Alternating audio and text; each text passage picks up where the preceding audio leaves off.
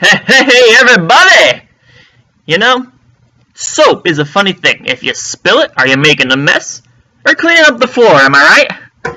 You know, when you were younger, if you said bad words, your parents always go, "I'll wash your mouth out with soap."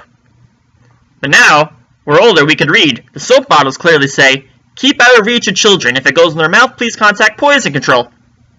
I don't know about you, but it seems pretty socially more acceptable to poison children than to let them say a few bad words that everyone else says in the world anyway. I think that's pretty morbid. You know, I fired a hat salesman on his first day of work. He knocked over all the hair racks. I had to teach him a life lesson that things could change at the drop of a hat. You know, my friend said I was morbid for that too. If one more person calls me morbid, I'm going to kill myself! Now, I know what you're thinking. I should see a shrink. But you're wrong. I don't know why people go to shrinks. They should go to a private detective, because detectives are better at helping you find yourself. But I did need to go see a doctor. I saw a fortune cookie that said I had to take care of my body, and then I had a dream that something was wrong with my body. And then when I woke up, my body was actually in discomfort. So the nurse asked me what's wrong, and I said arthritis. The nurse said, "Are you sure?" And I said, "Yes, I'm positive. I can feel it in my bones." I told her that I wanted surgery. As I was going for my surgery, I saw a sign on the door that said, "Staff only." To me, that's pretty vague. I mean, I'm part of the staff at the hat salesman company, so therefore I wouldn't be disobeying a qualification for admittance. But I figured, just to be on the safe side, I should apply for a job to see what's back there. So I thought about it, and came to the perfect solution. I was going to be a surgical anesthesiologist that puts patients under. I mean, that's hands down the easiest job. It's so easy I could do it in their sleep! So I finally stopped messing around, and I got to my hospital room for the surgery. I said, "Doc, you know, I've actually seen these procedures on TV shows so many times. I could do this myself." He said, "Okay, suit yourself." So I did it. I needed to take some drugs after. You know, it's actually amazing how many side effects there are to drugs. May cause nausea, etc. I don't understand why there can't be good side effects. Like, if you take this drug for your back pain, this drug will relieve back pain, but potential side effects may include having 20/20 vision for a day. Your taste buds will feel like you're tasting homemade gelato. Or you can fly for the rest of the day. Okay, maybe not that last one.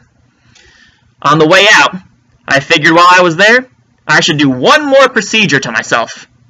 I like danger to myself. I mean, I am morbid after all. I hate my glasses. So I wanted to get that LASIK eye surgery. I was a little scared, so I asked my friends and family for a vote. The vote was 10-3 in favor. It seemed the eyes had it. Once all my surgeries were complete, my girlfriend took me on vacation to celebrate. We were going to fly to Florida. So we were in the lobby at the airport, and we overheard a conversation where this guy was swearing on his uncle's grave that he didn't do something. Swear on someone's grave? Does anyone else find this saying completely stupid? This is supposed to be the ultimate persuasion that you were telling the truth when you say this. So let's say for a moment that when his uncle was alive, he went to church every Sunday. He never broke the speed limit. He gave to charity, and now he's been dead maybe, 10, 15 years? He has a VIP suite in heaven. Maybe he even gets to play poker with God on the weekends.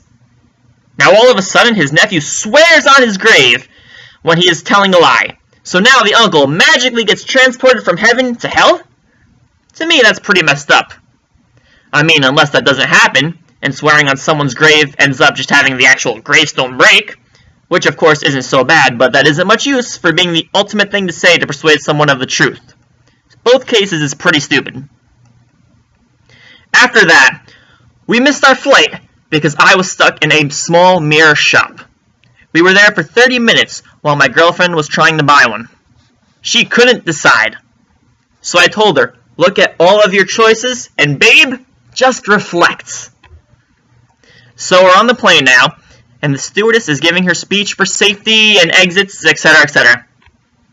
Then she gets to the part where, if we are about to crash, we need to put on the oxygen masks. I think it's a huge waste of time. I don't know why they spend all that money on oxygen masks, when all they really need to do is get rid of it completely. If a bomb goes off on a plane and we're gonna crash, oxygen is the last thing on my mind. Give me a freaking parachute! Under the plane seat there should be a parachute, and the stewardess should be instructing us how to put it on and pull the cord. Everyone can just jump out of the plane and no one dies. Plus, maybe terrorists will target planes less if they know we'll all be safe. I actually have a new way to torture terrorists and get information. Have them in a sensory deprivation room. Bring them a fake calendar that shows it's daylight savings time when they have to push their clocks back an hour. That's literally the worst thing I can think of. Tell them that if they tell us where the bomb is, they can skip it this year. But seriously though, I don't understand why we have it.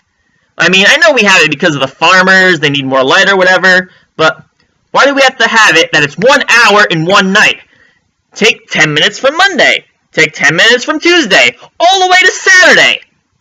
If I were to run for president, that would be my first order of business. Anyway, so the plane lands, and we get to the hotel, and it says in our room that the hotel is not responsible for lost or stolen items. That's the biggest get-out-of-jail-free card in the world. Staff members can go door to door and take whatever they want. Even if they get caught, they can just say, "Sorry," and point to the sign.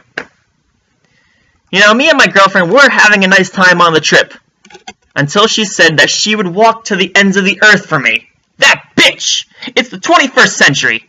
That line might have been romantic 1,000 years ago when the earth was flat, but now we know the earth is round, so she can literally just walk one step and argue that it's the end of the circle.